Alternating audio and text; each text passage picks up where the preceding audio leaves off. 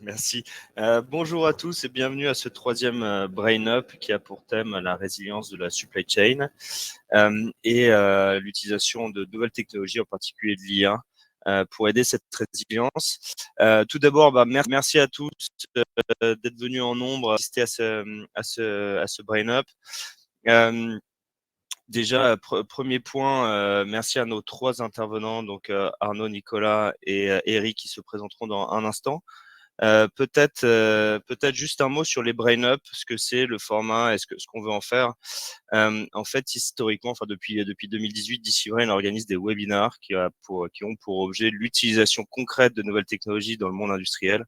L'idée, c'est de dépasser un peu les études qu'on peut voir. L'idée, c'est de dépasser des choses un peu qui manquent un peu de concret et de rentrer dans des projets, de faire confronter des points de vue qui soient académiques, institutionnels, des points de vue d'entreprise ou des points de vue de porteurs de solutions pour, in fine, identifier les facteurs clés qui permettent la mise en place et le déploiement de nouvelles technologies au sein du monde industriel, en particulier de la supply chain. Aujourd'hui, on a pris pour terme la résilience de la supply chain. C'est un thème d'actualité, évidemment. Mais je pense que ce qui est intéressant aujourd'hui, c'est encore une fois de confronter les points de vue sur cette notion de résilience et donc d'agilité, et de se dire, au final, comment est-ce qu'on peut utiliser des nouvelles technologies pour aider la supply chain dans son ensemble. Alors, confronter les points de vue, ça passe par un certain nombre de choses, de principes clés. Le premier principe, évidemment, c'est que vous pouvez interagir à tout moment avec vous. Je vais vous montrer la plateforme dans quelques instants. Vous avez le droit, et c'est même plutôt conseillé. Vous pouvez nous poser des questions. Et de la même manière, on va vous poser des questions pour dégager des grandes tendances. Alors, comment ça marche? Il y a un chat, il y a 3 boutons globalement, donc c'est pas très compliqué. Il y a un chat, vous pouvez nous parler de vous, vous pouvez vous parler entre vous, c'est génial. La deuxième partie, c'est des questions que vous pouvez nous poser, ou soit à la collectivité, soit un intervenant en particulier. Et à la fin de chaque intervention, on essaiera d'y répondre au maximum. Et puis la troisième partie, ce sont les sondages. Je l'ai évoqué à l'instant. Évidemment, toutes vos réponses seront anonymisées. L'idée, c'est qu'aujourd'hui, il y a un certain nombre de responsables ou de directeurs de supply chain. L'idée, c'est de comprendre ou d'identifier un certain nombre de grandes tendances autour de la résilience, autour des nouvelles technologies, de leur utilisation chez vous. Voilà, peut-être avant de commencer le Brain Up par une revue de presse, j'ai demandé à nos intervenants de se présenter. Eric, si tu veux bien commencer. Bonjour, donc Eric Ballot, professeur à Mines Paris. Merci beaucoup Eric pour ta participation. Nicolas. Bonjour à tous, Nicolas Talon, donc je suis Innovation Delivery Manager chez Bolloré Transport et Logistique. De formation ingénieur, je suis diplômé de l'ENSTA Paris Tech. Merci beaucoup Nicolas. Et puis Arnaud, je te laisse te présenter. Bonjour à tous, Arnaud Moissat, donc je suis le CEO et le cofondateur de DC Brain. Aujourd'hui, je participe en tant que responsable du Lab IA de France Supply Chain pour faire un retour sur ce que le groupe a pu sortir sur ce sujet de l'IA et de la résilience. Merci en tout cas à tous les trois. Donc aujourd'hui, effectivement, on aura les interventions d'Eric, puis Arnaud, puis on finira par Nicolas. Merci à tous. Avant de commencer, avant la première intervention d'Eric, on démarre par une revue de presse. Merci.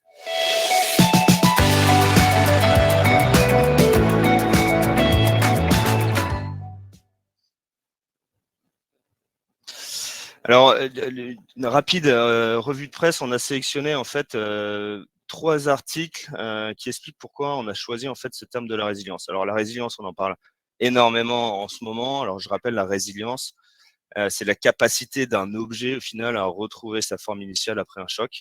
Et donc c'est une notion évidemment d'agilité, de flexibilité, d'intégration d'aléas, évidemment qui parle évidemment dans le monde de la supply chain.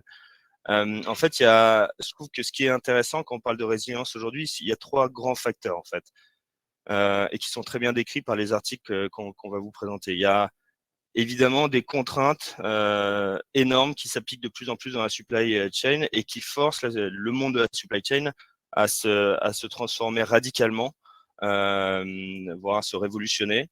Le deuxième point que je vais aborder, c'est les nouvelles technologies qui sont perçues comme un enabler de cette transformation. Et puis le troisième point que j'aborderai à la fin, c'est au final cette transformation numérique, elle n'est pas si simple que ça. Il y a un certain nombre de facteurs clés de succès qui permettent d'atteindre de digitaliser les opérations. Alors, le premier article que vous voyez là, c'est un article qui a été rédigé par Solène Daven sur quelque chose pour moi qui est très emblématique, qui est un retour en arrière des supply chains depuis quelques années. Alors, c'est un exemple assez particulier, c'est la dépendance de l'Europe au magnésium. En fait, comme vous le savez, le magnésium, c'est un métal essentiel dans la production d'aluminium, qui est lui-même utilisé dans la production automobile, dans l'industrie automobile. Dans cet article, et ce qui est assez passionnant, c'est que Solène Daven nous rappelle pourquoi la tonne de magnésium, au final, est passée de 2 000 à 14 000 $ en novembre 2021. Pourquoi, au final, la situation d'hyperdépendance de l'Europe par rapport à la Chine commence à être extrêmement compliquée. Et in fine, la conclusion, c'est l'Europe qui décide de relocaliser une partie de la production de magnésium en Europe. Alors ça, c'est un mouvement de fond, c'est le mouvement de la relocalisation qui vient à rebours de 30 ans d'hypercomplexification, d'hyperglobalisation des supply chains, évidemment au niveau mondial. Aujourd'hui, il y a un retour en arrière avec une volonté politique, géopolitique, stratégique de réimplanter une partie de la production sur le continent européen. Alors, une partie de la production, dans le cas du magnésium, l'objectif, c'est 15% de la production, 15% de la consommation européenne en 2030 doit être produite en Europe. Ça, c'est vrai, donc le magnésium, c'est juste un exemple, mais c'est vrai pour l'ensemble des productions industrielles. Il va y avoir un mouvement de relocalisation, d'ailleurs on le perçoit bien dernièrement, il suffit de voir plein de publicités de, par exemple, constructeurs automobiles qui parlent de production sur le territoire français voire européen. Donc ça, c'est un mouvement qui va avoir, qui va s'accentuer. Évidemment, ça a un impact sur les supply chains. Ça va avoir un impact. On va devoir changer la façon de voir les choses. On va devoir aussi peut-être simplifier les supply chains pour atteindre ce type d'objectif. Et puis le dernier, je finis juste sur cet article, ce qui est intéressant, c'est que ce type de mouvement stratégique, in fine, ça permet d'atteindre des objectifs environnementaux, puisqu'en relocalisant la production, on permet de diminuer les émissions de CO2. Le deuxième article qu'on a sélectionné, c'est un article qui a été rédigé par Guillaume Trécan dans la République Supply Chain sur les préoccupations data et RSE. Au final, je l'évoquais à l'instant, en fait, l'obligation de relocaliser une partie de la production permet de répondre à un certain nombre d'enjeux environnementaux RSE. Et donc Guillaume Trécan nous permet de plonger dans ce sujet-là. Ce qui est marquant dans cet article, c'est il cite une étude du Research Insight qui a été réalisée auprès de 500 directeurs supply chain. Il y a la moitié de ces directeurs supply chain qui considèrent que pour respecter les enjeux RSE, quelque part, on va être obligé de sacrifier des profits, on va être obligé de baisser les rentabilités. Alors ça, je trouve que c'est aussi un marqueur, je ne sais pas si ça sera vrai ou pas, mais je trouve que c'est un marqueur de se dire, in fine, les enjeux environnementaux sont sans doute plus importants que les enjeux financiers ou les enjeux financiers ou économiques. En tout cas, c'est la priorité d'un certain nombre de groupes industriels. Alors pourquoi il continue, il analyse cette étude. Alors pourquoi? Et le premier sujet, c'est qu'il y a un enjeu réputationnel, évidemment, l'aspect réputationnel. Pour 60% des directeurs supply chain, cet aspect réputationnel va forcer au final l'ensemble des acteurs du monde industriel à devenir plus vertueux d'un point de vue environnemental. Il évoque évidemment la réglementation, l'économie circulaire, etc. Et puis le dernier point qu'il évoque, c'est encore une fois, dans cette étude qui a été réalisée par le Research Insight, 50% des directeurs supply chain perçoivent ou voient la transformation numérique comme un enabler un enabler de cette supply chain plus verte, plus vertueuse, et du coup plus résiliente, grâce à la mise en place de workflows agiles, d'analyse de données, de prédiction, de simulation, etc. Dernier point, je ne sais pas si ça apparaît à l'écran, oui c'est bon. Encore un article de Guillaume Trécan sur une interview de Pascal Neveu, qui est directeur supply chain de Picard. L'article s'intitule notre logistique ne sera plus fondée sur de grands entrepôts, mais sera hyper agile. Alors ça, je trouve ça assez passionnant. Encore une fois, on revient à la notion de résilience. Qu'est-ce que ça veut dire l'hyper agilité? C'est la capacité pour Picard à mieux prévoir l'ensemble des flux, l'ensemble des ventes, évidemment, pour pouvoir adapter en continu l'ensemble du processus de production, en particulier la supply chain, pour pouvoir, in fine, coller ou être aligné le plus possible à la demande, réduire les coûts et réduire les émissions CO2. Pour Pascal Neveu, typiquement, une technologie comme l'intelligence artificielle a toute sa place dans cette feuille de route, dans cette transformation vers l'hyper-agilité. Pourquoi? Parce que via l'intelligence artificielle, typiquement, on arrive à aller identifier des signaux faibles, à améliorer les capacités de prévision, etc. Je trouve que la conclusion de l'article aussi revient sur un point qui est clé, qui est de dire, au final, un des sujets sujets les plus critiques, un des facteurs clés de succès, ça va être le change management. Je cite une de ces phrases, la force de l'habitude est un des écueils les plus importants. Fondamentalement, les nouvelles technologies, la mise en place de ces nouvelles technologies, c'est pas si simple que ça, c'est pas magique. Et il va falloir accompagner les collaborateurs dans ce processus de transformation.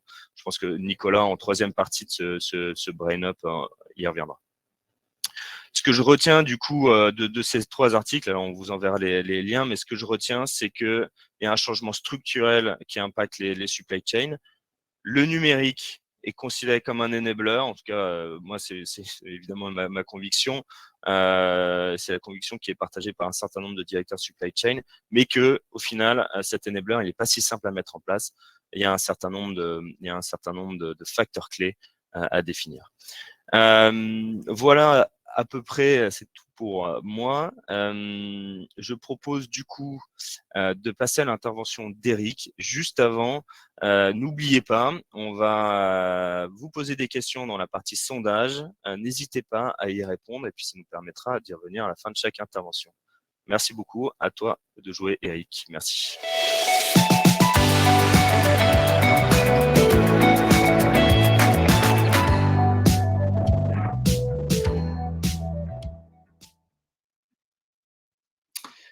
Bien, bonjour à nouveau. Alors, ma présentation va être assez rapide, mais je voudrais partager avec vous à partir de là où je suis, c'est-à-dire l'école des mines, donc un point de vue un peu académique, où là, on prend un petit peu de hauteur par rapport à notre école.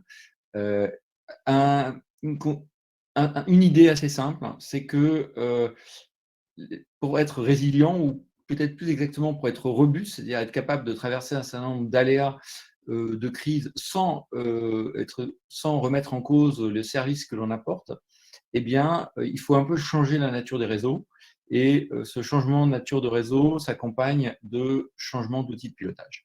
Alors, les crises, on en connaît. Vous voyez, il y a un an, on définissait déjà un certain nombre de crises. Et puis, en fait, même là, dans les vagues successives prévues, on en avait oublié quelques-unes. À peu près certains. La première, on la connaît aujourd'hui, c'est celle qui se déroule dans l'Est de l'Europe, qui n'est pas prévue ici. Alors, de quoi peut-on s'inspirer? On peut s'inspirer de différentes choses. Alors, bien évidemment, je sais que BrainUp a été fondé sur une idée des réseaux qui est celle des réseaux énergétiques qui sont fortement maillés. Vous allez voir, cette idée, je la partage tout à fait. Et en fait, si on regarde le domaine de la logistique, on voit que en fait, les grands ports forment des grands réseaux qui sont maillés les uns avec les autres. On voit par de très nombreux services. Et on voit aussi un exemple un peu plus, qui peut paraître plus anecdotique, celui des Dabawalas à Bombay, où en fait, on arrive à livrer plein de repas tous les jours par des moyens aussi différents qui peut en exister et avec un niveau de service exceptionnel. Alors, Et on voit aujourd'hui des startups, dont évidemment aussi DC Wine, qui se lancent dans ce genre d'aventure d'exploitation des réseaux. Alors nous, on a essayé de pousser un peu plus loin, de donner un concept pour encadrer tout ça, qui est de dire, en fait, les réseaux logistiques pourraient être vus aussi comme des internets. Comme un internet, il y en a dans l'énergie, il y en a évidemment dans les réseaux informatiques. Et qu'est-ce que ça veut dire, et c'est notre question de recherche, que d'interconnecter l'ensemble des prestations logistiques les unes avec les autres. Alors, vous pouvez me dire, mais ceci existe déjà. Et vous avez raison. Dans le domaine postal, les réseaux sont déjà interconnectés. Donc, ça se fait de moins en moins, mais quand vous envoyez une carte postale, eh bien, en fait, vous la mettez dans n'importe quelle boîte aux lettres dans un pays et ça ressort dans le pays de destination, dans la boîte aux lettres qui convient. Et s'il n'y avait pas ces mécanismes d'interconnexion entre les opérateurs, eh bien, il faudra en gros avoir autant de boîtes aux lettres que d'opérateurs dans chacun des pays. Avec évidemment les timbres correspondants. Je vous laisse imaginer la complexité de l'offre. Et en fait, c'est la complexité à laquelle on est habitué en logistique. Alors, je vais prendre un petit exemple pour que ce soit très concret. Je vais prendre un pays fictif avec 3 producteurs de médicaments et qui ont chacun leur réseau logistique avec chacun une usine dans une région, un entrepôt dans une autre et qui vont servir chacun 5 régions. Et en fait, on peut se poser la question de se dire, voilà, ces 5 réseaux, en fait, en réalité, ils sont superposés, c'est ce qui est sur la gauche de mon image. Et si jamais il y a un problème, quel qu'il soit, mais qu'on se rend compte que, ma foi, la région centrale est coupée du reste, qu'est-ce qui va se passer? Alors ça, on peut se le dire dans le cas d'une chaîne logistique actuelle. Si vous êtes directeur logistique, vous commencez à transpirer parce que vous voyez qu'il y a quand même pas mal d'entrepôts dans la région centrale. Ça pourrait être Shanghai, ça pourrait être d'autres, la France pendant le Covid, etc. Et en fait, si on avait un réseau qui était un peu différent, et c'est celui qui est ici à gauche, qui est un réseau qui est plus maillé, où en fait, on a des entrepôts dans chacune des régions, mais ces entrepôts, chaque producteur en opère une partie seulement pour ses propres besoins, les autres producteurs faisant la même chose. Et maintenant, on imagine qu'il se passe la même chose, il y a un souci, un virus, un gilet jaune, une inondation, que sais-je encore, eh bien, à nouveau, la région centrale est coupée et on se dit, ma foi, quelle est la réponse de mon réseau? Alors, je ne vais pas vous le faire en détail, si ça vous intéresse, il y a un QR code, c'est quelque chose que j'avais donné à mes étudiants de Hong Kong comme examen pendant le Covid, pour les faire réfléchir un petit peu. Eh bien, en fait, quand on fait une petite projection à taux de service équivalent, on s'aperçoit que les réseaux dédiés, malgré 48% de stock en plus, ont 145% de rupture en plus. Et donc, on s'aperçoit qu'évidemment, la réponse des réseaux dédiés, centralisés, est bien inférieure, et ça rejoint le propos du directeur de Picard, à ceux qui sont plus maillés et qui donc du coup sont beaucoup plus robustes en termes de réponse. Et ça, évidemment, on peut le généraliser, on peut en faire la théorie. Et donc, si ça vous intéresse et que vous n'avez pas peur de regarder quelques articles un peu théoriques, vous pouvez télécharger des publications scientifiques sur le sujet. Et on remarque d'ailleurs que certains opérateurs, notamment en Chine, ont déjà ce genre de démarche, mais aussi plus près de chez nous. Je vous rappelle, c'est un événement qui est passé un peu inaperçu, mais pendant la crise Covid, on a un célèbre e-commerçant dont les fulfillment centers ont été débranchés par décision de justice et qui a continué à servir ses clients. Si vous n'avez pas une approche de type réseau maillé à l'échelle européenne, bien évidemment, vous êtes incapable de réaliser une telle performance du jour au lendemain. Alors, si on prend un autre exemple dans le domaine du transport, sans dessiner tous les réseaux de transport, ce serait bien évidemment trop compliqué. Vous avez ici un petit exemple qui montre que quand on commande quelque chose en Chine, des fois ça passe par l'Alaska et par les États-Unis. Pourquoi? C'est très simple, l'opérateur est basé aux US, donc pour lui tout passe par les US. Évidemment, ce n'est pas du tout la meilleure solution. On peut imaginer qu'il y a des trajets plus directs. Et ces trajets directs, pour les mobiliser, il faut faire appel à différents intervenants. Et ça, on a proposé un modèle, une sorte de marketplace du transport, entre guillemets 4.0, qui vise en fait, sans dévoiler rien du tout des données chacun des opérateurs, à permettre des recompositions des chargements entre les différents transports. d'un opérateur à l'autre. Évidemment, tout ça dessinant et étant un des outils dessinant la possibilité d'aller vers ce qu'on appelle nous un Internet physique, c'est-à-dire en fait une vision plus interconnectée de la logistique. Et alors évidemment, c'est plus complexe à gérer, mais on voit ici, ça n'a peu rien à voir, hein, on voit bien les deux réseaux ici sur des produits de grande consommation, mais que ça permet de réduire les temps, les délais de parcours, ça permet d'augmenter les taux de remplissage, ça permet de réduire les stocks. Et donc, ça a un certain nombre de vertus. Bien évidemment, c'est un peu une grande révolution. Alors, aujourd'hui, c'est le début. Alors, vous avez…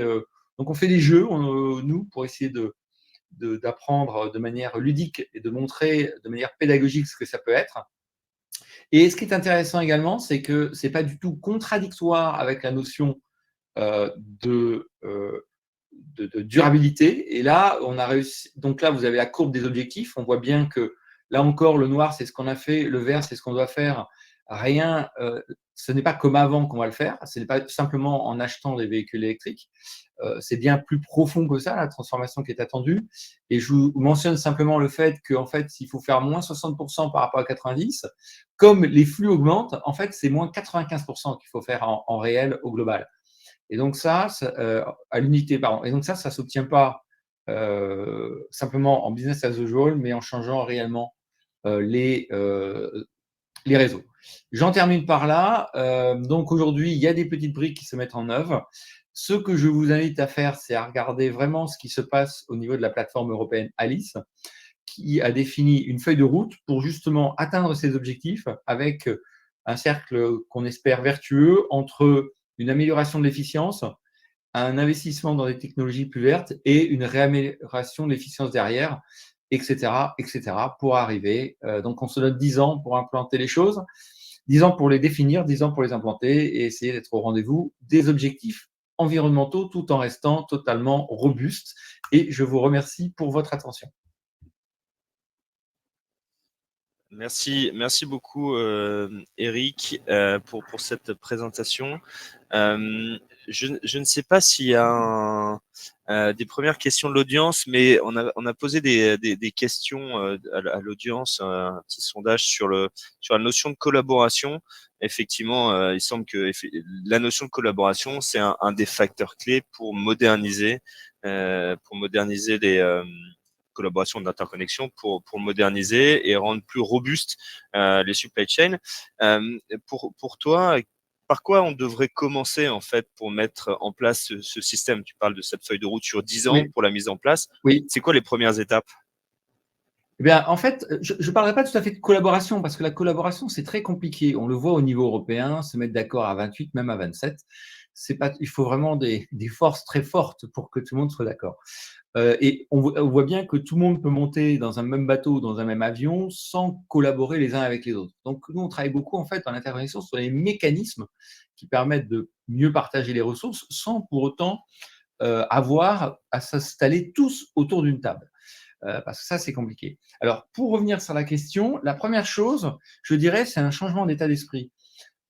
Jusqu'à présent, c'est très simple, c'est plus simple d'avoir tout sous un même toit et un seul responsable. Et donc, il faut accepter de s'ouvrir un peu et se dire, non, je vais aller confier mes marchandises ou mes transports à davantage d'opérateurs et peut-être sur des prestations qui ne sont plus totalement dédiées.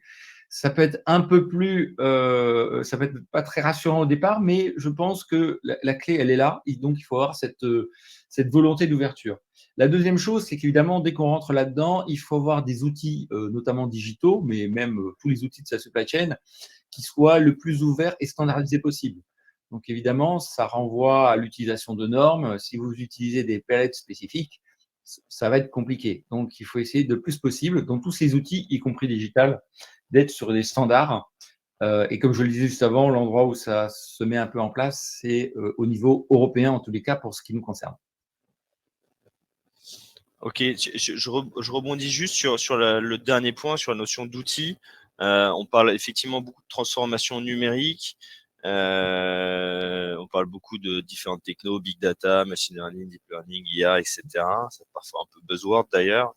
À quel moment ces technos ou sur quel sujet, au final, ces technos vont devenir critiques dans ce processus de transformation des supply chains? Alors, pour moi, ces technos deviennent critiques quand, en fait, on est dans un cadre qui est extrêmement changeant. Les opérateurs, on l'a vu et on le sait, peuvent être extrêmement performants dans un cadre stable. Dans les jeux d'échecs, les jeux de Go, les règles sont connues, immuables. On a des grands champions qui sont très, très, très forts. Mais même s'ils viennent maintenant d'être battus par l'IA. Si vous êtes dans un cadre, et c'est ce qui se passe quand il y a des crises, où en plus les règles changent, où on s'ouvre vers d'autres opportunités, où les réseaux sont plus ouverts, ça vient déstabiliser les capacités d'apprentissage. Et c'est là où les outils numériques ont une grande force parce que pour eux, ils vont être capables de s'adapter bien plus rapidement que, et en particulier l'IA, ne peut le faire un humain, ou même l'optimisation. Les outils techniques d'optimisation vont être capables de valoriser, je dirais, quasiment instantanément de nouvelles opportunités, là où il faudrait un temps d'apprentissage plus long aux opérateurs. Donc, pour moi, les outils digitaux, c'est la découverte des solutions et leur utilisation plus rapide qu'on peut le faire dans un cadre plus traditionnel. Ok. Et du coup, je finis par cette question, mais qui est en lien sur ces outils digitaux. Ce qu'on comprend, c'est qu'au final, les maîtriser, ça permettra d'aller chercher des gains de productivité, d'aller augmenter la robustesse, la résilience des supply chains. Maîtriser ces outils, c'est aussi former les directeurs supply chain de demain. Justement, quelle est la vision de vos élèves ou de tes élèves plutôt sur la supply chain de demain? Est-ce que quelque part il y a une intégration de ces enjeux environnementaux, ces enjeux de géostratégique, de résilience au sein de cette nouvelle génération qui va venir demain manager, diriger la supply chain en 2030 et puis après? Alors, quand on parle de changement d'état d'esprit, souvent, c'est aussi ça vient avec des changements de génération. Les générations précédentes ne pensaient pas comme nous. La génération de demain, je peux vous le dire, ne pense pas comme nous non plus. Et je remarque un très, très haut niveau d'exigence, de responsabilité concernant les jeunes futurs ingénieurs que nous formons et le très haut degré d'exigence qu'ils ont sur le caractère durable de ce qui est fait.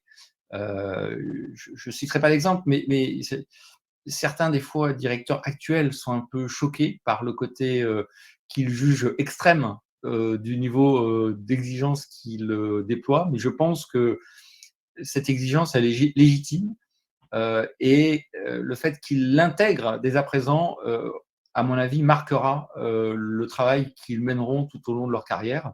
Et moi, ça me rend plutôt optimiste.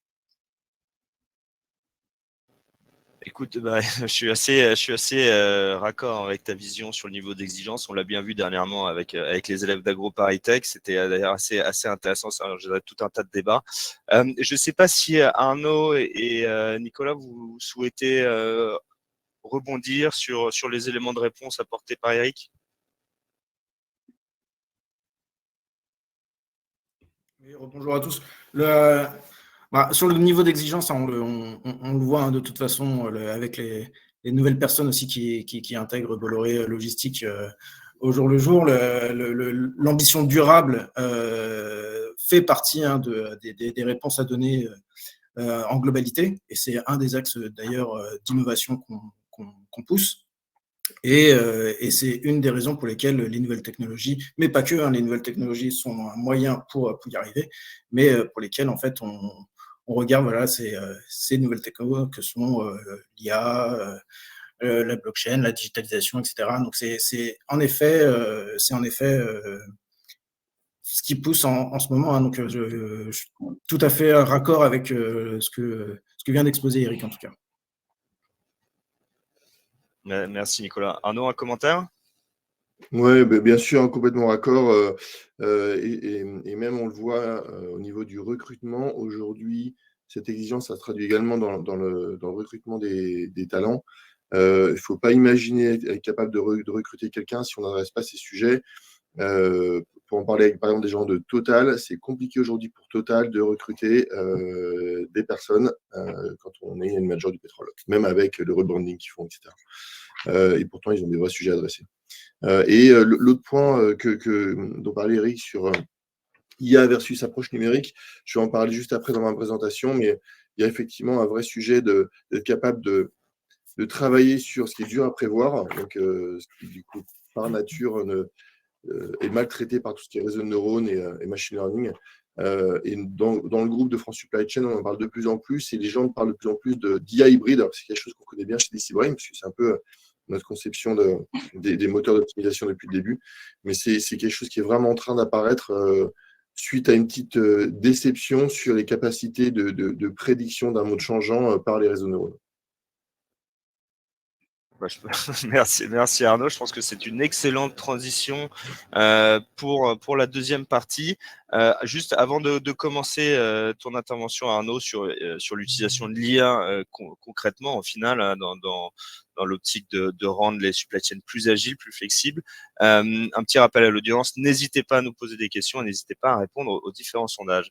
Merci Arnaud, c'est à toi de jouer.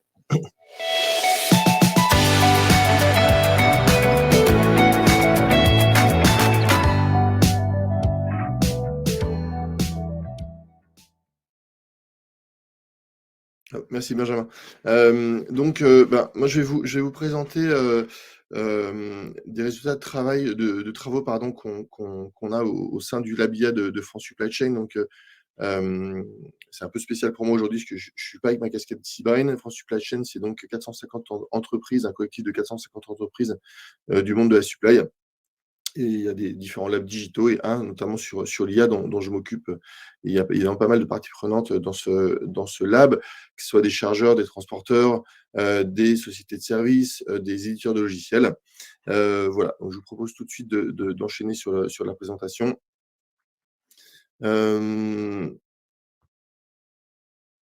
Donc, pour faire simple, hein, je vous ai schématisé quelque chose une supply chain assez basique, hein, fournisseurs, entrepôts, clients, usines, etc. Et en fait, on sait tous qu'en ce moment, ça devient de plus en plus compliqué pour les acteurs de la supply de gérer ça. Et on va essayer de comprendre pourquoi. Pourquoi est-ce qu'on parle de plus en plus de résilience et en quoi l'IA, au sens large du terme, on va revenir là-dessus, peut aider à condition de le mettre au bon endroit et d'avoir les bonnes attentes vis-à-vis de ces outils, parce que ça n'est finalement qu'un outil de plus. Aujourd'hui, ce qui tombe un peu sur la tête des acteurs de l'IA, de la supply, c'est qu'il y a de plus en plus de volatilité, de plus en plus d'incertitudes, de plus en plus de contraintes. Et ce qui ressort vraiment des débats qu'on a, c'est que tout le monde pensait avoir vécu un peu le pire avec le Covid en termes de supply, hein, j'entends. Vu que ça a désorganisé massivement les supply chains, il a fallu changer les circuits, changer les fournisseurs, ressourcer, etc., etc. Réagir très, très rapidement. Et à peine sorti du Covid, on s'est retrouvé avec des impacts de la guerre en Ukraine, typiquement, qui ont de nouveau rechamboulé toutes les supply chains mondiales.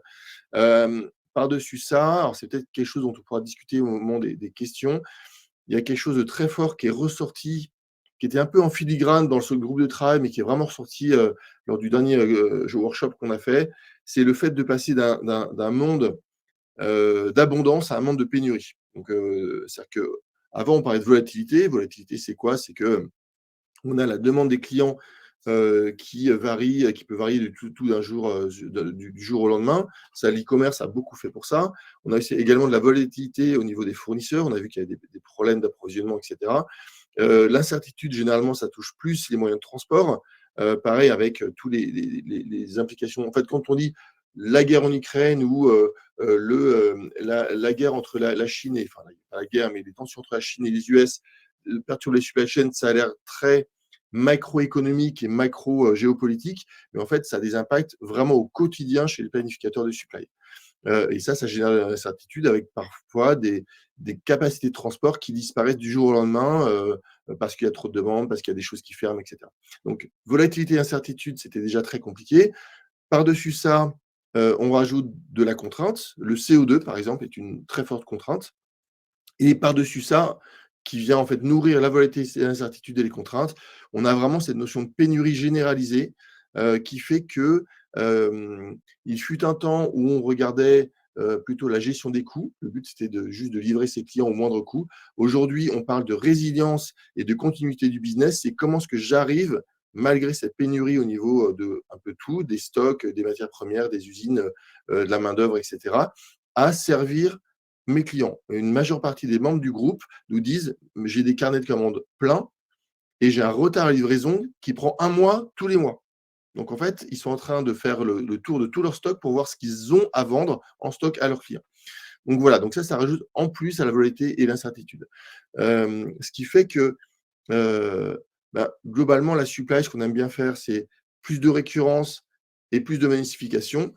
Face à cette incertitude et ces volatilités et ces pénuries, on se retrouve finalement à prendre des décisions dans l'urgence, qui sont généralement de mauvaises décisions, les moins pires des décisions qu'on prend dans l'urgence. Et donc, ça fait plus d'euros et plus de CO2. Donc, comme je vous le disais, volatilité au niveau des clients et des fournisseurs, incertitude plutôt sur la chaîne de transport et les contraintes au niveau global. Et évidemment, tout ça, c'est de plus en plus rapide. C'est-à-dire qu'avant, on avait quelques mois pour anticiper ce genre de choses. On a vu déjà qu'il y a une première lame au niveau du Covid, que c'était plus du tout en mois, c'était en semaines, voire en jours. Et en fait, comme je disais, ça s'aggrave. Le problème majeur, remonté par les membres du collectif, c'est que globalement, tout le monde est sous Excel. Alors oui, il y a pas mal d'entreprises qui ont commencé à se digitaliser, qui ont commencé à monter des données, qui ont commencé à faire des modèles. Mais quand on regarde comment sont planifiés les supplies, il ne faut pas oublier qu'un opérateur qui décide ce qu'il va mettre dans le camion dans 2 heures, ça reste de la planif. C'est de la planif très court terme, mais c'est de la planif. Aujourd'hui, quasiment tout est toujours géré sous Excel. Et donc, évidemment, ça ne tient pas du tout la charge et non plus les exigences face à la nouvelle supply chain et au nouveau monde. L'autre point d'ailleurs intéressant là-dessus, au-delà de on passe d'un monde d'abondance à un monde de pénurie, c'est que personne ne croit qu'on va revenir au monde d'avant. C'est-à-dire que le temps où on avait 6 mois pour faire sa planif tactique, où on avait 6 mois pour faire sa planif tactique et 1 ou 2 ans pour faire sa planif stratégique, n'existe plus et on ne reviendra pas là-dessus. Voilà, ça c'est unanime chez tout le monde. Personne n'y croit une seule seconde qu'on va revenir dans un monde plus stable. Du coup, qu'est-ce qu'on va être capable d'utiliser pour gérer ce nouvel état de fait? En fait, l'IA et le digital est une façon de gérer en fait ce nouvel état de fait et cette nouvelle urgence en continu. Pourquoi? Parce qu'en fait, en étant capable de modéliser, donc Eric en a très bien parlé avant, alors Eric va beaucoup plus loin que ce qu'on a aujourd'hui, peut-être dans les tiroirs des gens et en déploiement, mais c'est clairement le sens de l'histoire. Mais déjà, être capable de modéliser sa supply et de jouer avec, ça permet d'aller beaucoup plus vite que de faire ça sous Excel. Donc typiquement, ce qu'on voit à l'écran là, c'est comment est-ce que j'arrive sur une supply à l'échelle nationale, à modéliser l'ensemble de mes flux, que ça soit mes points de livraison, mes points de collecte, mes entrepôts, mes usines, etc. Toutes les liaisons qu'il y a entre ces différents points, je suis maintenant capable de les rentrer dans une sorte de jumeau numérique, dans un jumeau numérique, et de faire pas mal de choses avec. Donc, typiquement, ce qui ressort, c'est qu'un jumeau numérique, c'est quoi? C'est déjà être capable de consolider toutes les données au même endroit pour prendre les bonnes décisions avec une vue d'ensemble. Et une fois qu'on a ça, en fonction de la puissance du jumeau numérique sur lequel on va s'appuyer, on va être capable déjà de comprendre ce qui se passe, donc de faire de la visualisation partagée, donc de contrôler ce qui se passe et de collaborer avec les différentes parties prenantes. Ensuite, on va être capable de faire de l'anticipation, de faire par exemple du forecast de la demande, de faire de la prévision d'instabilité de transport, de ce genre de choses.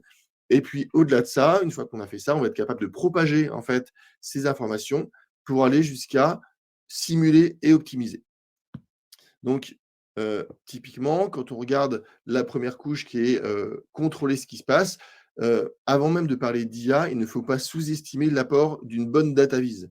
C'est-à-dire qu'une bonne data visualisation, ça va vous permettre typiquement d'avoir une belle vue capacitaire et donc d'anticiper des problèmes, d'identifier des goulets d'étranglement sur votre supply, parce qu'en fait, vous allez voir d'un coup d'œil que tel lien est surchargé, tel lien est sous-chargé, tel lien d'ailleurs est surchargé par rapport à ce qui devrait être, et puis d'aller jusqu'à faire des comparaisons entre des périodes creuses, des périodes chargées, et donc d'anticiper des périodes chargées. Donc ça, c'est extrêmement important, mais ça vous impose, pour faire ça, de consolider toutes les données au même endroit, donc en fait de faire un premier niveau de jumeau numérique.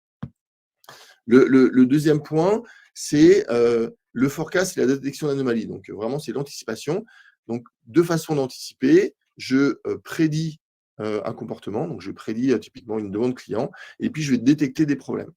Là, il faut être assez clair, hein, je vais essayer d'aller rapidement là-dessus, mais ce que remonte le groupe, c'est qu'en fonction de ce qu'on veut prévoir, l'IA va être capable de le faire ou pas. Typiquement, si vous voulez faire un forecast d'une demande client, quelque part, vous prenez les demandes historiques avec pas mal de facteurs exogènes, comme, je sais pas moi, les vacances, les jours fériés, l'activité de tel ou tel, et puis grâce à ça, vous êtes capable d'avoir une bonne prévision et un bon forecast de votre demande client. Par contre, si vous essayez de faire, de forecaster ce qui va venir de vos fournisseurs dans vos entrepôts, donc les réappros d'entrepôts par vos fournisseurs, si vous n'utilisez que les données historiques, vous n'aurez à peu près aucune chance que ça fonctionne. Pourquoi? Parce que cette réappro de l'entrepôt par un fournisseur, ça dépend précisément de la demande client, des stocks, des seuils de stock. Ça dépend également de la façon dont la personne qui fait les réappros travaille. Et donc, si vous utilisez juste les données historiques, vous aurez sans doute des résultats extrêmement mauvais. Donc ça, c'est le premier point, c'est si on veut utiliser du machine learning, il faut comprendre un minimum comment ça fonctionne pour le faire au bon endroit.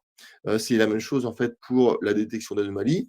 On est capable de bien détecter des anomalies. L'anomalie, c'est par exemple de dire, tiens, c'est bizarre, j'ai telle plaque cliente qui consomme beaucoup plus ou beaucoup moins qu'avant, ou j'ai telle liaison camion qui est surchargée ou sous-chargée par rapport à d'habitude. Donc, ça me permet en fait d'orienter en fait le travail de mes opérationnels, de mes planificateurs sur ces sujets. Et en fait, on le voit, ça s'applique plus ou moins bien à la façon dont fonctionnent les algorithmes de machine learning. C'est un peu ce que disait Eric tout à l'heure. Et l'autre point hyper important à comprendre, c'est que même si vous avez un très bon niveau de forecast de votre demande client, qu'est-ce que vous allez faire? À quoi ça va vous servir? Ça va juste vous servir à dire, maintenant que je sais que dans 15 jours, je vais devoir fournir ça, je vais devoir remonter toute ma chaîne pour me dire, OK, est-ce que mes entrepôts vont suivre? Est-ce que mes transporteurs vont suivre? Où se situent ces marchandises? Dans quel entrepôt ils se situent? Est-ce qu'ils sont disponibles? Est-ce qu'il faut faire l'arrêt à l'origine? En gros, vous allez devoir repropager toute cette demande tout le long de votre chaîne. Et là, ce qu'on voit, c'est que ce n'est pas quelque chose qui peut être traité par du machine learning. C'est plutôt des choses qui peuvent être traitées par des algorithmes plus classiques d'optimisation et de simulation. Et donc, c'est là où on passe au troisième niveau, qui est vraiment la partie simulée et optimisée. Et là, tout le sujet, c'est de dire comment est-ce que je vais être capable de propager des contraintes, des demandes clients, des incidents sur l'ensemble de ma supply et voir la façon dont ça va impacter tous les acteurs de ma supply. Et donc ça c'est simulé, et optimisé, c'est quelle va être la meilleure réponse, quels vont être les meilleurs scénarios pour répondre à ces nouvelles contraintes. Et aujourd'hui, avant c'était scénario en termes de coût, et aujourd'hui c'est scénario en termes de coût, de CO2 et de résilience. Voilà. Et donc tout ça pour dire que ce qui remonte en fait du groupe de travail, c'est que l'IA, c'est bien, mais ce n'est pas que le forecast et le machine learning, c'est également tout ce qu'on appelait avant l'optimisation, et donc les algorithmes classiques, c'est pour ça qu'on parle d'IA hybride. Et également, il y a un gros travail à faire sur la donnée pour que ça fonctionne. Voilà, je vous remercie. Merci beaucoup Arnaud pour la présentation. Avant de passer aux questions de l'audience, j'avais juste une rapide question. Est-ce que au sein du Labia, au final, tu as senti une différence ou une accélération des projets ou des tests autour de la mise en place d'intelligence artificielle liée à la notion de résilience, liée à cette notion de crise fréquente, etc. Est-ce que ça accélère quelque part? Ouais, ça accélère et ça donne surtout enfin un argument, parce que généralement, quand les entreprises commencent à digitaliser, les décideurs disent ça va me coûter des millions de faire du digital et je vois aucun ROI en face de ça. Si c'est juste pour collecter de la donnée, à quoi ça va me servir? Comment ça me fait gagner de l'argent? Aujourd'hui, avec ces contraintes-là, cet argument saute. Et donc, ça permet à des grandes entreprises, et quelqu'un de Renault qui parlait très bien, je crois, qui disait, en fait, on a arrêté de nous embêter avec les investissements, enfin, pas complètement, mais un peu, avec les investissements dans la data, parce que ça y est, les gens ont compris qu'on ne pourrait pas s'en sortir au niveau de la résilience si on ne le fait pas. Ok, super. Merci beaucoup. Une question de Xavier Fraval de l'audience qui pose une question sur DC Brain, justement. Est-ce que chez DC Brain, vous avez développé votre propre outil de data vise ou est-ce que vous avez intégré des solutions du marché? Si solutions du marché, quelles solutions recommanderiez-vous? Alors, les deux, on a notre propre outil de data vise parce que, en fait, une fois qu'on a rentré toutes les données dans un jumeau numérique, c'est extrêmement complexe d'être capable de recruter ça dans tous les sens. Par exemple, partir d'un colis, remonter la chaîne de tous les camions qu'il a utilisés, les entrepôts, les impacts, etc.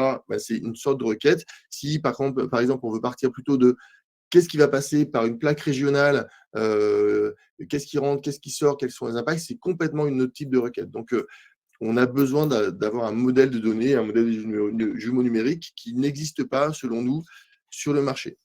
Pour autant, des analyses capacitaires, celles que je montrais dans mes slides, c'est du Power BI.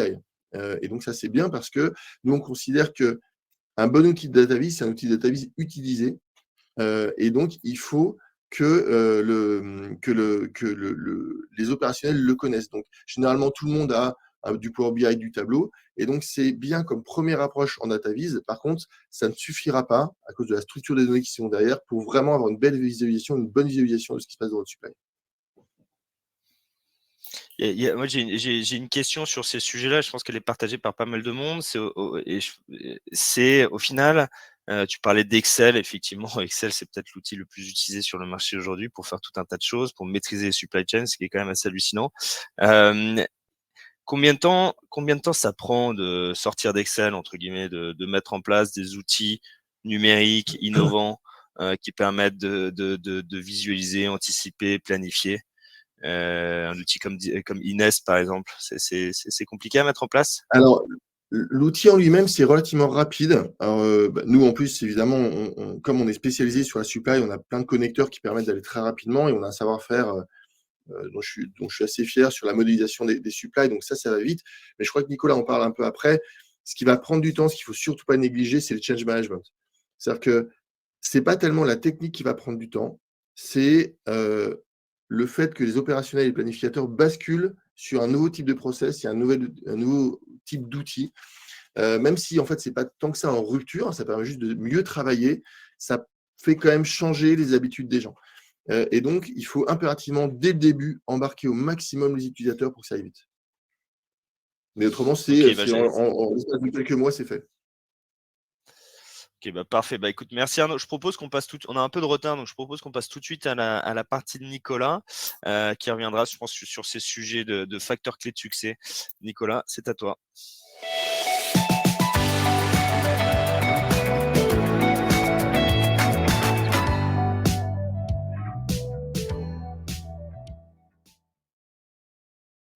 Oui, merci Benjamin.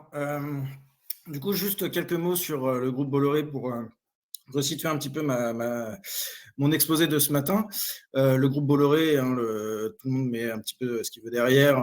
C'est un grand groupe de 200 ans maintenant. Donc, on a 3 grands secteurs d'activité, le stockage d'électricité avec les solutions Blue Solutions, par exemple, les bus électriques dans Paris, la partie médias, communication avec Vivendi, Havas, Canal+, voilà. Et en fait, moi, je fais partie de la branche transport et logistique. La branche transport et logistique qui a 4 grandes activités aussi, bien distinctes les unes des autres. Donc, de droite vers la gauche, donc Bolloré Énergie, on stocke et on distribue du fuel domestique en France, en Allemagne et en Suisse. On est avec Bolloré Railways, on est opérateur de 3 concessions ferroviaires en Afrique. Et avec Bolloré Port, on est opérateur de terminaux portuaires, majoritairement en Afrique également, d'une vingtaine de terminaux portuaires. Moi, aujourd'hui, je vais vous parler de Bolloré Logistique. Donc, Bolloré Logistique, on est commissionnaire de transport majoritairement. On a également du savoir-faire de dédouanement et de valeur ajoutée. Comment ça s'est construit? Voilà, c'est un groupe de plus de 20 000 collaborateurs présents dans le monde entier avec 600 sites. Pourquoi je vous dis tout ça? Parce que ça va en fait contextualiser un petit peu les projets de data et comment on peut être résilient dans la supply chain de nos clients. Ça conditionne pas mal de choses. Donc, et aussi sur un mot sur nos clients, on adresse un grand nombre de secteurs d'activité différents.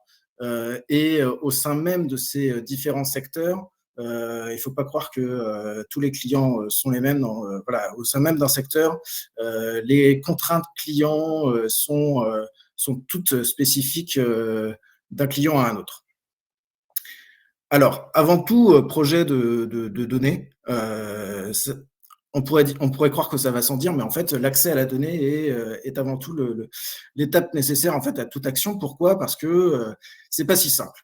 C'est pas si simple. Le métier de commissionnaire de transport, c'est un métier assez vieux au final. Avant, ça marchait avec des coups de téléphone, et il faut en fait travailler avec plusieurs sources de données. Alors évidemment, d'un point de vue client, il y a les demandes de transport avec les données issues du client, avec ses contraintes en termes de délai, de bilan carbone, ses contraintes en termes de tarifs, ses contraintes budgétaires, et puis ses origines, destinations de ses implantations d'usines, d'entrepôts, de magasins.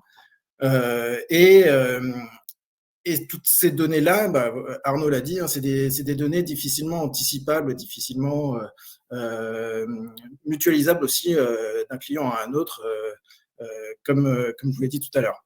De l'autre côté, on a les données des transporteurs, l'offre de transport avec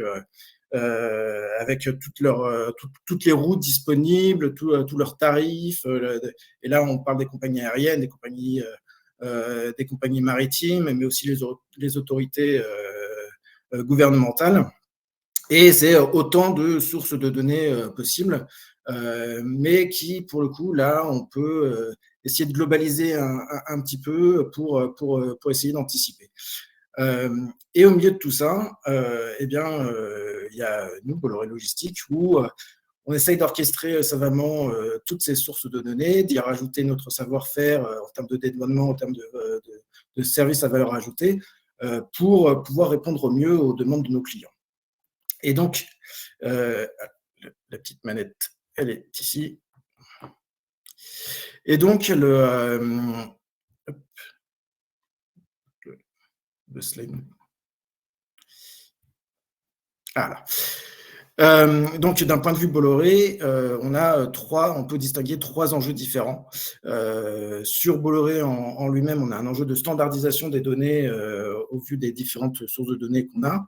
D'un point de vue offre de transport, on a cet enjeu de globalisation de l'offre de transport pour mieux répondre en fait à nos clients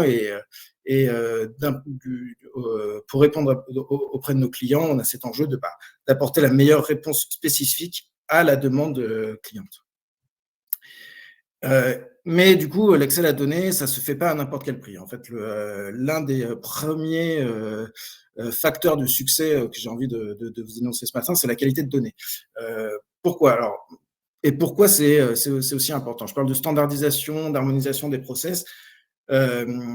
Pourquoi j'ai présenté un peu le Bolloré Logistique en amont ? C'est que voilà, Bolloré Logistique s'est construit avec beaucoup d'histoires, avec cette concaténation de différents sites logistiques, ces différentes agences, ces différents pays. Et au final, avec la multiplicité des points de contact des transporteurs et des contacts clients, c'est autant de points de rupture possibles de la donnée, de perte de données, d'altération de la donnée. Il faut pouvoir, en fait, au sein même du réseau de Bolloré Logistique, pouvoir parler d'une seule et même donnée quand on parle d'une expédition de nos clients. Donc, il y a un vrai travail de standardisation, un vrai travail d'harmonisation de nos process. On a un grand chantier de mise sous un outil unique de nos demandes de transport. Et par-dessus tout ça, en fait, il y a un premier enjeu de l'IA, c'est de pouvoir en fait détecter les anomalies dans les données, pouvoir détecter le fait que les données ne sont pas correctes, parce que pour pouvoir exploiter la data, il faut qu'elle soit de qualité. Il faut qu'elle soit complète aussi. Et l'un des usages de la data, c'est après la détection de l'anomalie, le traitement automatique ou non de correctifs. On peut proposer en fait de la correction de données. C'est aussi l'enrichissement au vu de la connaissance en fait de notre client et de l'offre de transport pour enrichir la donnée et puis cranter sur des cas d'usage après. Ensuite, si on regarde d'un point de vue transporteur, eh bien, le Graal pour un transitaire, c'est lorsqu'on a une demande, par exemple, de Dijon vers Shanghai, c'est de savoir en fonction de mes contraintes clients, de délai, de tarifs, de bilan carbone, eh bien, de proposer la meilleure route. On peut passer par le port de Marseille, par le port du Havre, par le port d'Anvers, par l'aéroport de Lyon, par la route, par le train. Et en fait, il faut rajouter à ça maintenant, voilà, c'est un sujet d'actualité, il faut rajouter à ça la dimension d'incertitude, la dimension capacitaire. Est-ce qu'on est sûr, que ma marchandise, elle va passer dans le navire, parce que il y a des problèmes de marchandises qui restent à quai, de capacité de transport, de volatilité des prix aussi, et puis même quand on parle de transport maritime, de congestion parfois dans certains ports. Et voilà, on a beau mettre en place le meilleur outil d'aide à la décision possible, si on n'embarque pas les experts métiers, dont c'est le métier depuis une vingtaine d'années, eh bien, l'outil ne sera pas utilisé. C'est-à-dire que notre opérateur qui a l'agence de Dijon qui reçoit cette demande, ça fait 20 ans qu'il fait ce métier-là. Il est toujours passé par le port de Marseille. Il ne voit pas pourquoi il donnerait une réponse différente à un client plutôt qu'à un autre. Eh bien, il faut pouvoir l'accompagner. Il faut pouvoir lui expliquer, identifier aussi cet expert métier depuis le début, et puis l'embarquer dans ce changement. Et puis, Arnaud l'a dit également, il faut pas oublier la dimension visualisation. J'ajouterais même en fait la dimension UX, UI, le parcours utilisateur, pour que justement cet outil soit utilisé. Ensuite, quand on regarde d'un point de vue client, le client il a les mêmes contraintes également. Il regarde ses contraintes budgétaires, ses contraintes carbone, ses contraintes de délai, et puis il veut avoir l'information, il veut être rassuré. Aujourd'hui, avec notre historique, on sait que, par exemple, en 2021, seulement 30% des navires arrivent à l'heure. Et puis, c'est 57% des navires qui arrivent à plus de 6 jours de retard. Et donc, c'est un fait. C'est un fait. Il faut pouvoir jouer avec cette incertitude et donc avoir les capacités de rebondir sur ces incertitudes. Et donc, j'en reviens à la donnée de qualité, parce que la donnée, ok, il faut qu'elle soit de qualité complète, et il faut qu'elle soit aussi suffisamment fraîche. C'est pour ça que je parle de validité de la donnée. On peut mettre en place des capteurs dans le transport, mais si ces capteurs, pour capter l'information au plus près, et puis partager les données entre les différents tiers de transport, pour du coup être en capacité de réagir avec cette fraîcheur de la donnée et de proposer des plans de déviation pour être alerté et pour donner des plans de déviation au plus juste et au plus près des aléas du transport. Je parle aussi de validité de la donnée. Arnaud l'a très bien dit. Aujourd'hui, on cherche à prédire les capacités de transport, à prédire la prévision de notre transport. Mais on nous a donné le cas, par exemple, de pouvoir le prédire avec nos seules données historiques. C'est très bien, sauf qu'en fait, Arnaud l'a très bien dit, on ne peut pas avancer avec seul historique. Il faut pouvoir rajouter des données exogènes pour pouvoir expliquer, pour pouvoir du coup sans données valides, on peut pas et sans identifier les bonnes données, on peut pas cranter et améliorer ses prévisions de transport. Donc voilà.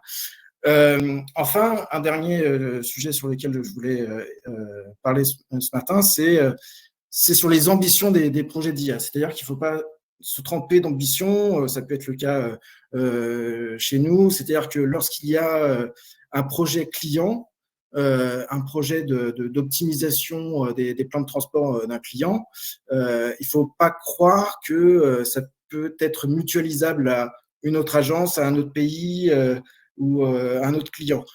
Chaque projet client est spécifique. Par contre, lorsque ce sont des projets de globalisation de l'offre de transport, là, on peut essayer à chercher la mutualisation pour justement répondre au mieux à la demande cliente. Donc voilà, et puis en plus, si c'est un projet spécifique client ou si c'est un projet de mutualisation de transport, les experts métiers à embarquer ne sont pas forcément les mêmes. On va pas traiter forcément le projet de la même manière. Encore une fois, la qualité de données est un facteur essentiel pour pouvoir avancer. Et puis la standardisation, parce que sans standardisation, sans base partagée et compréhensible par tous, on peut pas améliorer, optimiser et du coup être agile sur les aléas du transport.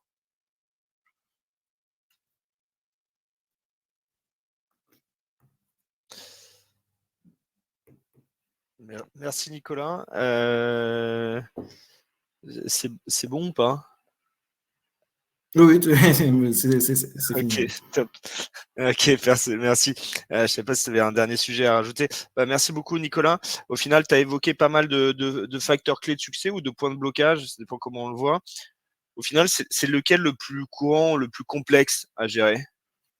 Alors, le plus courant, c'est la résistance au changement, je dirais, parce que en fait, voilà, des cas d'usage de l'IA pour être agile sur le plan de transport, on en a plein, mais voilà, c'est-à-dire que la résistance au changement ou l'identification des bons experts métiers ou techniques pour pouvoir avancer, si on les identifie pas, s'ils sont pas embarqués dans les projets, on pourra jamais avancer. C'est-à-dire que, et même une fois même une fois qu'on les a identifiés, c'est toute la dimension de change management qu'il faut prendre en compte. C'est-à-dire que s'il n'y a pas une phase d'évangélisation, de communication, de formation et justement de formation de ces relais locaux, l'outil d'aide à la décision ne sera jamais utilisé. Et on l'observe, hein, c'est-à-dire que sur des projets où les managers locaux ont été correctement formés et accompagnés sur un nouvel outil d'aide à la décision, on voit que l'outil est adopté. À contrario, lorsque cet aspect change management n'est pas suffisamment embarqué, là, l'outil d'aide à la décision n'est pas appliqué. Est-ce que c'est en lien, effectivement, moi je rejoins ce point de vue, est-ce que c'est en lien avec l'objectif, enfin la création et l'objectif du BILAB? Est-ce que tu peux nous en parler un petit peu de cette équipe interne à Bolloré? Oui, le BILAB, en fait, c'est le BILAB, c'est une organisation en fait transverse à Bolloré Logistique, c'est-à-dire que des personnes de tout le réseau Bolloré Logistique appartiennent à cette organisation. Elle est transverse en fait à toutes les fonctions, hein, commerciaux, opérateurs, back-office, en fait, sont partie prenante de cette organisation qui a pour but en fait de booster l'innovation, on fonctionne en communauté et d'identifier les cas d'usage, d'identifier en fait les points de blocage avec nos clients et de pouvoir accompagner en fait au mieux ces projets vers la phase de mise sur le marché. Et en fait, au sein du BILAB, on a 5 grands domaines dits d'innovation, le pilotage et la visibilité de la supply chain en temps réel, l'optimisation et l'anticipation des flux, l'automatisation des entrepôts, la supply chain durable et l'excellence opérationnelle. Et en fait, ces 5 domaines fonctionnent en communauté. Donc, on a des relais locaux au sein du réseau Bolloré Logistique pour justement cranter à tous les niveaux.